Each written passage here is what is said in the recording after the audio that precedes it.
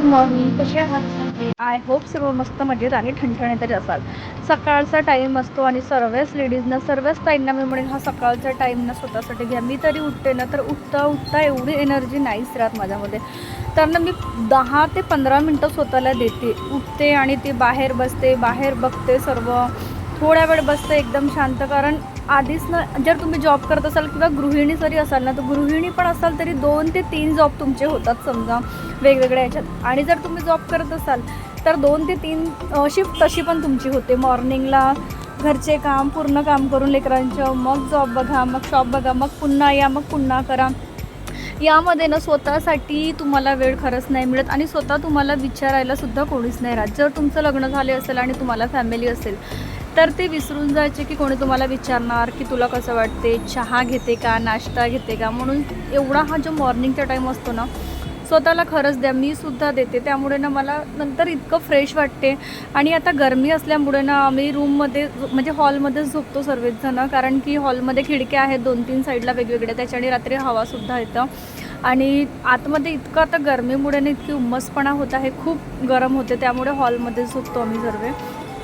आणि आता सकाळचा टाईम असल्यामुळे मग आधी उठल्यावरनं मी यांना आणि मुलीला आतमध्ये रूममध्ये पाठवून देते. आणि सकाळी इतकं खाली टाईम असतो ना, कुणीच नसतं ना घरामध्ये, तर माझं रुटीन इतकं छान जातो. म्हणजे कामं करायला मी एकटी मोकळी असते.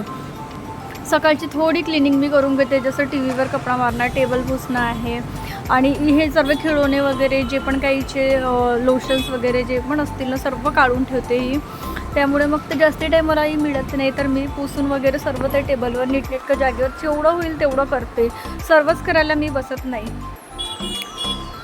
त्यानंतर इथे ही जे फ्रूट बास्केट मी मागवली होती याच्यासुद्धा तिने काढून ठेवलं. का तर तिला ते पेंट करायचं होतं. आणि सर्व ज्याच्यामुळे नाही करत, कारण ऑलरेडी आपण थकलेलो असतो आणि एकखट्ट जर सर्व काढायला गेलं ना की इतका थकवा होतो, चिडचिडसुद्धा होतो. आणि इतकी एनर्जी मला वाटते 30च्या नंतर सर्वालाच खूप कमी होऊन जातो ही एनर्जी. उठता सर्वात आधीने इथे झाडू मारायला घेतलं आणि टेबल वगैरे खिडक्या वगैरे थोडंसं कपडा मारून घेतलं मी. म्हणजे थोडी एवढी क्लिनिंग झाली ना तर छान वाटते. त्यानंतर जर झाडू मारलं ना तर ऑलमोस्ट बघा अर्धे कामं तुम्हाला केल्यासारखेच वाटतात.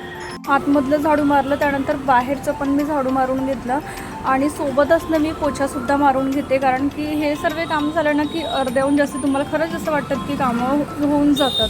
आणि सकाळचा टाईम कसं ही सुद्धा झोपली आणि हे सुद्धा आतमध्ये झोपले, त्यामुळे माझे काम खरंच खूप लवकर होऊन जातात. आता तुमच्या इथे परिवार असेल, तुमचं रुटीन ते वेगळं राहणार. त्यानंतर मी आंघोळ करून घेते आणि आंघोळ करून घेतली आणि पूजा करून घेतली ना, इतकं छान ते वातावरण वाटतो सकाळचं. एक तर ते दिवा जळत राहतो आणि त्यामध्ये मी धूपदाणी जाळते. धूपमध्ये ना कापूर टाकून जाळते, इतकं सुंदर वाटते. आणि सोबतच ना मी स्तोत्र लावून देते, मॉर्निंग स्तोत्र, देवीचे स्तोत्र जे काही आहे.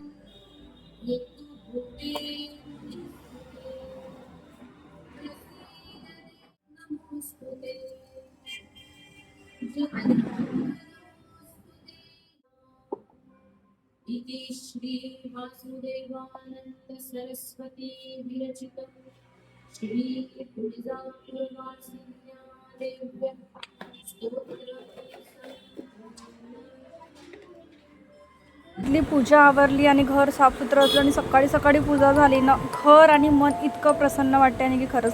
त्यानंतर अंशूच्या आवडीच्या इथं मुंगण्याच्या शेंगा बनवल्या. तुमच्या इकडे काय म्हणतात माहिती नाही, नागपूरमध्ये मुंगण्याच्या शेंगा म्हणतात. स्वयंपाकाचे सर्व आवरून घेतलं आणि नंतर हे बघा माझा अवतार इथे आंघोळ केल्यावर पूर्ण पसीना. तर कारण गरमी इतकी होती आणि किचन कट्टा वगैरे सगळं आता आवरायचे. चला भेटूया पुन्हा एका छानसा न्यू ब्लॉगमध्ये. तेव्हापर्यंत बाय.